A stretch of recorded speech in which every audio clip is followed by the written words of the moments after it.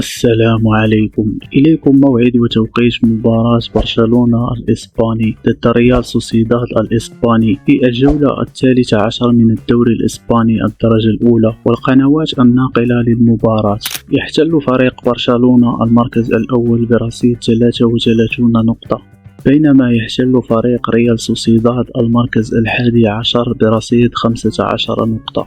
ويستضيف نادي ريال سوسيداد نادي برشلونة في الجولة 13 من الدوري الإسباني الدرجة الأولى على ملعب أنويطة يوم الأحد 10 نوفمبر 2024 في تمام الساعة 9 مساء بتوقيت المغرب والجزائر، و11 مساء بتوقيت السعودية إن شاء الله. ومن المرتقب نقل هذه المباراة على قناة بين سبور HD1.